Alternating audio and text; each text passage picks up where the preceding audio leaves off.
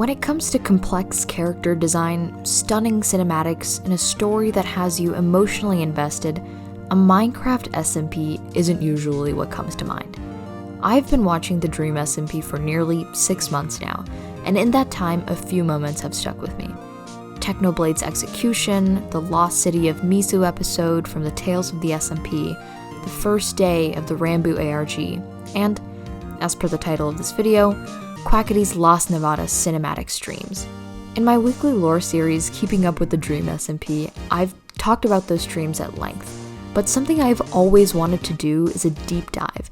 I want to explore every bit of who Quackity is now and how he got there. Now, this isn't part of my lore explanation series. That's why the title isn't Quackity's entire lore explained. You kind of have to have a basic understanding of his character already in order to understand this video. If you don't, just space out and think about why double-sided spoons don't exist. I feel like we've come a long way as a society. We have smart fridges and fish tubes, so then why is it necessary to get 2 spoons when there's a perfectly good other side? Choose to be on the right side of history. Double-sided spoons are the future. Be sure to like the video and subscribe if you're interested in my content. I do work hard to edit these videos, write these scripts. As you can tell with the spoon segment I just did there, yes, it was planned. No, I can't be funny on the spot. Quackity was not a character that immediately impressed me, like Techno or Ranboo. In fact, he was known for being the comic relief character amongst all the lore going on. No matter what war or conflict was going on, you could count on him to make you laugh during it. I didn't appreciate his silly sense of humor until it was gone, until he had nothing to laugh about anymore. Quackity is, by origin, a character without a home. He searched for it in L'Manberg, and when he was denied entry, he tried to create a home in El Rapids. And when that didn't work out, it was Manberg, Pogtopia, Carl and Sapnap, every time trying to find a happy place for him and his friends, and every time failing catastrophically. But it's not for lack of trying. He asked his opponent, Wilbur Soot, about how to be a better politician and sought camaraderie in an election where tensions were high. He tried to be a good vice president of Manberg. If Schlatt listened to his ideas and nurtured his willingness to lead, things could have turned out different. And if he had managed to take down Technoblade or Dream with the Butcher Army, things definitely would have been different. But the reality of it is, none of that happened. He looked up to Wilbur as a mentor, despite them being rivals. He didn't know what a truly sick and twisted individual Wilbur was, or would become. He didn't know that Wilbur would blow up a place that many called home. He didn't know that Wilbur was a pathological liar that only cared about himself. All he saw was a man that had successfully rallied people around him. Wilbur Soot was a celebrated hero, a natural leader that started his own nation. Perhaps that's why Quackity sought to imitate him when he created Mexican L'Manberg. When its independence was threatened, he even kept his cool like Wilbur is known to do. And because of it, he managed to negotiate for the existence of his country. This is a man entirely capable of living up to, hell, even living beyond Wilbur's reputation. If he was capable of seeing it, he was never beneath Wilbur. He had something Will didn't have: optimism. Now, here is where I will make a very important distinction between optimism and confidence. Quackity was optimistic, meaning that he was willing to make the most out of a situation, even if it didn't go the way he intended. Wilbur was confident. In his eyes, you have to go in expecting to win, with no possibility of another outcome. There are 2 reasons why Quackity never lived up to this potential in his earlier days on the SMP. A, no one listened to him, because B, no one took him seriously. His good-natured, laid-back personality backfired on him in that way, and he was left with a lot of unresolved anger towards people. Schlatt, Wilbur, Dream, Techno, and you can see him start to lash out as early as Schlatt's funeral. He tries to resurrect him, but only to use him as a puppet to do his bidding so he could rule over L'Manberg. That is some dark stuff. But it makes sense, right? After spending so much time in Schlatt's shadow, having to deal with his abrasive personality and being the butt of his jokes all the time, I would have been surprised if he hadn't lashed out. This is where his thirst for power is first seen in all its glory. It's seen again in his infamous battle against Technoblade. He talks about his desire to build a successful nation, no matter what it takes. He'd even kill Techno for it. but Techno knows that Quackity is no match for him and lets him know as such. Imagine how it feels to be underestimated by every single one of your opponents. Like, ever.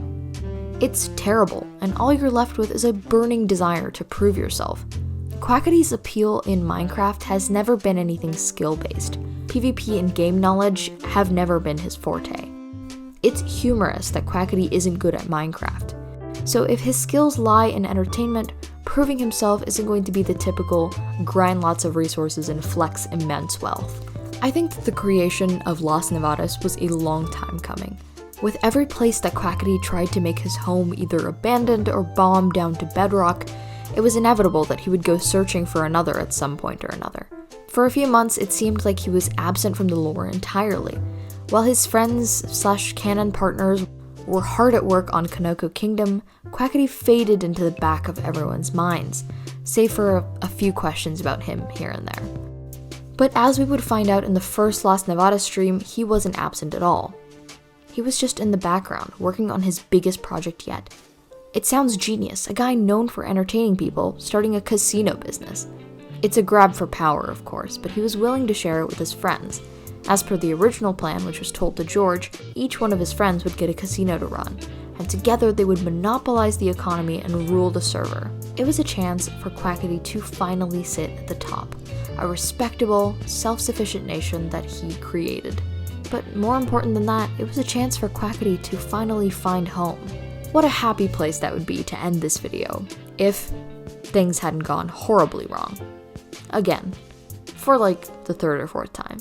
Remember when I was talking about being underestimated by your opponents? Well, imagine the exact same thing happening with all of your friends. Your closest friends in the entire world, your lovers even, the people that are supposed to be on your side and support you through thick and thin. Imagine them underestimating you. It's a different kind of pain, the kind that tears itself into your chest and clutches your heart. No one wanted to join Las Nevadas. From Quackity's point of view, they didn't even give him a chance to prove himself. When you're constantly pushed down to the ground, every time you try to get up, even the most optimistic of people will break. This is why he eventually came to believe what Wilbur told him. Power is forged from blood and steel. Friendliness never got anyone anywhere. But Quackity didn't exactly become Wilbur, or Dream, or anyone else that could be defined as a classic villain. But they do all share a common denominator in that they are all manipulative. But while Wilbur gaslights and Dream intimidates, Quackity has become a jack of all trades.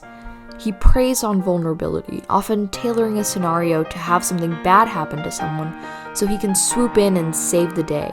Even the least vulnerable of people fall victim to this because of the nice guy front he puts on. But he's not a nice guy at all. We all had our suspicions, but they were confirmed when Charlie said that Quackity and Sam had been discussing manipulation techniques through gambling addictions. It's all extremely calculated. At least I'm not Dream. At least I'm not Wilbur. This is the only way that Quackity can justify his actions to himself. He couldn't find a home for himself, so now he destroys it for everyone else. What do you think Quackity will become in the future? A hero that will save the server as he claims to be, or the biggest tyrant yet? Comment down below and let me know. And if you enjoyed this video, be sure to like and subscribe. It really helps me out a lot. Thank you so much for watching. I appreciate your support, and have a nice day. Two trucks having sex. Two trucks having sex. My muscles involuntarily flex.